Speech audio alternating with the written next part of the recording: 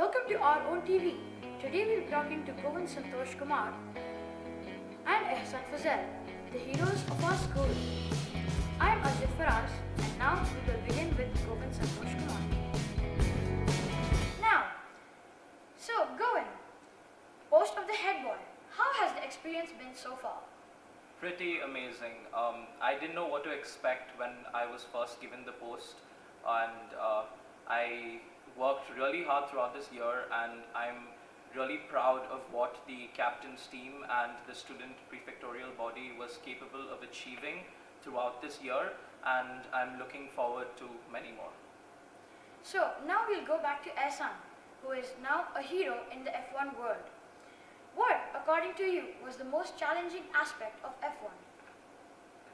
The most challenging aspect, I guess, in my opinion, would be securing the sponsors due to a multitude of reasons that exist in the corporate world of today. Back to Govind. As the head of the prefectorial board, how have you worked to bring together so many perspectives to work together as one? It does seem difficult when you have over 24 captains under you, and all of them have an individual opinion, all of them have individual ideas, and it becomes tiring to listen to all of them and to try and compile it into something that will actually make sense or something that will actually take into action. It was difficult, but through systematic meetings and filtering out all the possibilities, me and the captains were able to try and get the potentials and the actual ones that were applied throughout the year. So, Govind, like SM, can you please summarize your experience in F1? Yeah, I was a part of 21 meters per second, a team that represented UAE for the World Finals 2015 that was held in Singapore. And my experience personally has been amazing.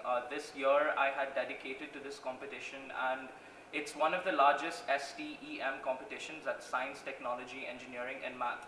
And it takes learning beyond the classroom and meeting all these different people in Singapore, over 47 teams from over 23 countries. It was one hell of an experience. Thank you. So, Ehsan, I'm sure no F1 team has ever taken part without being backed by certain multiple organizations. Could you name a few of your own? Well, over the course of our discussions, we were able to rope in many great companies like Anta Sports to provide our uniforms, Indomie to provide us with financial support, Nikon, Paris Valley, Alpha Metals, and the important aspect about getting all these people on board with us was to make them, I'm sure even Govind would relate to that, make them believe in our project. So yeah, something to add to that is definitely, as Ehsan mentioned before, one of the toughest parts of the competition is getting sponsors, and we were very fortunate to go through our school and get in contact with GEMS Education as a whole, as they were our main sponsor, and that definitely helped through. So what sets Team Trackceleration apart from other teams, Ehsan? we've seen over the years that every team in the world that wins something great at a huge platform would be the team that has the max teamwork within it.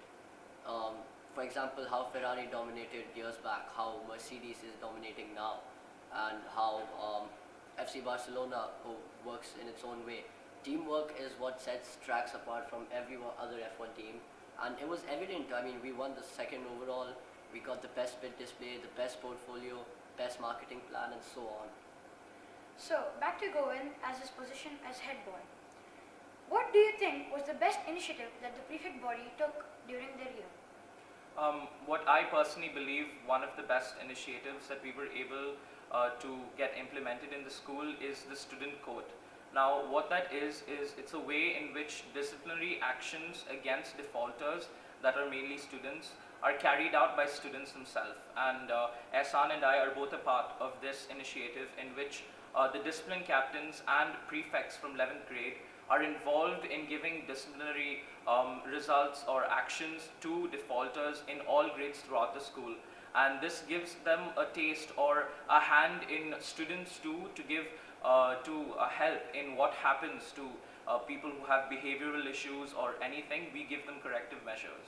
I What's great to notice about this particular system is that none of the verdicts are a punishment. It's all correctional work so that the person who's being scrutinized doesn't feel like they're being victimized as well. It's all for the development of the person himself. So that's what sets this court apart from almost every other thing in the world. So, relating to the last question, how do you maintain an effective link between the student body and the senior leadership team? Maintaining an effective link can be difficult, but it is achievable. Now, one of the things that we've implemented this year is Thursday meetings where we have captains meet with their respective SLT in charges, and that really helped us to share ideas and get things through so that the SLT is aware of what we prefectorial body believe should happen in the school, and the SLT can help us in getting these things implemented. So, now Ehsan, let's breach your topic of the Sharjah Excellency Award. As we all know, you have received that award. What were your strongest points for your application? Well, the Sharjah Award is considered one of the world's most rigorous awards in terms of their testing of the different sectors that the student excels in. So, as a winner of the award, it's important to not only be very good at your academics, but also to be able to have talents, to have skills, to have a creative idea, and to have other things such as leadership within you. And I'd say the strongest point about my file or my application for the award was definitely my creative idea, which was a food bank where people could very easily obtain free food in 2 places in Dubai. So, how would you advise students applying for this award in the future?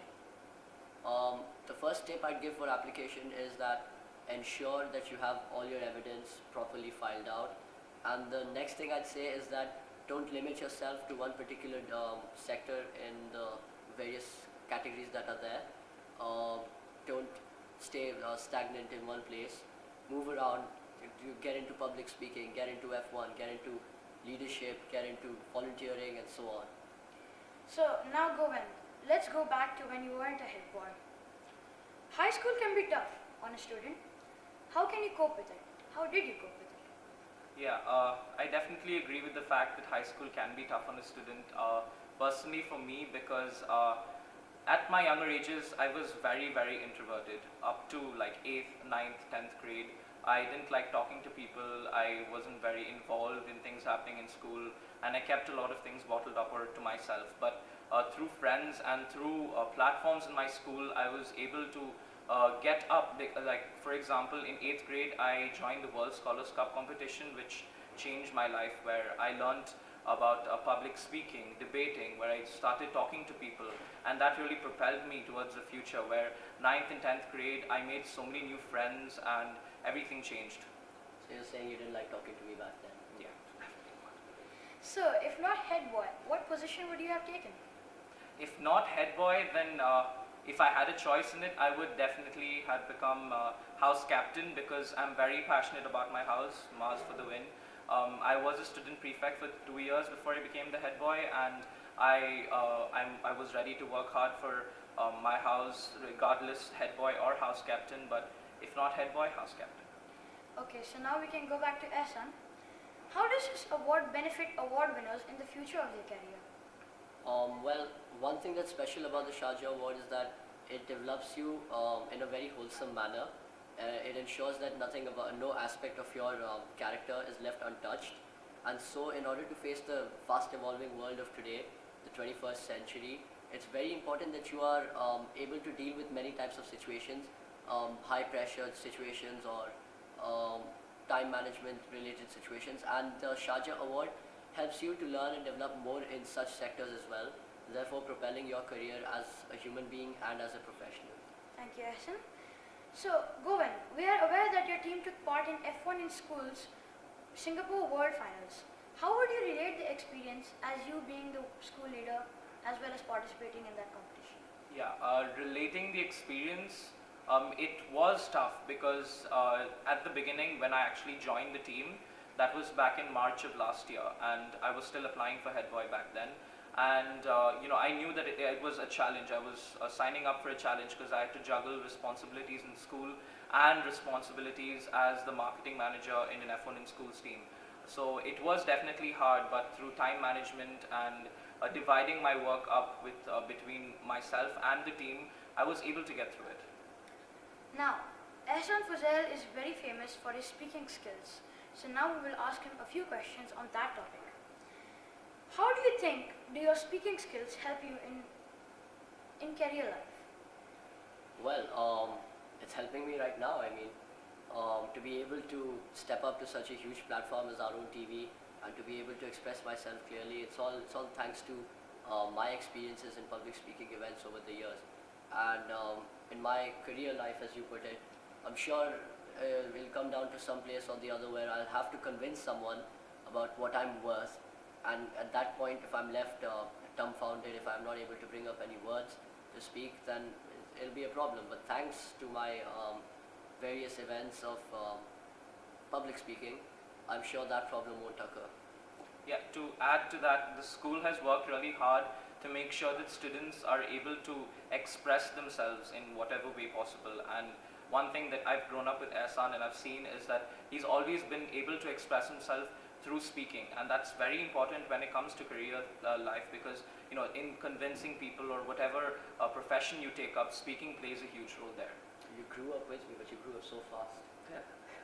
Talking about expressing yourself, have you ever had to overcome stage fright? And if you did, how did you? I think it could be put down to back to grade 6 when I was taking part in the inter-house elocution, and I had a horrible fever the past 2 days, so my preparation wasn't on point as I'd have liked it to be. But even then, I brought up the courage and I stepped onto the stage, and despite my low amount of preparation, I put forth my best and did what I could, and I think that counts as an effort in God's eyes as well, because it brought about a fruitful result for me. I came second. I guess I can ask you that question as well, Govind. Yes, I'm definitely more than proud of my school, because everything I am today and everything I ever will be is because of the hard work of each and every teacher, each and every student, and everything, all the support I've gotten from the school to make me a leader. And I may be the leader of the school today, but you students are the future leaders of the school and the world. You are an inspiration. I heard that you just won the Duke Tips Scholar Award. Thank you. Which I'm more than proud of, because this is just one of the ways in which children of our school are going forward, inspiring children of other school to become leaders of their school too. I look forward to coming back to the school and seeing children in class that I see today being leaders of our school tomorrow. Well, Govind, thank you for that inspiration. Thank you, both of you, for your time. Thank you. Thank you for watching. I am Azjad Faraz, signing off from Our Own High School for Our Own TV. Thank you for watching.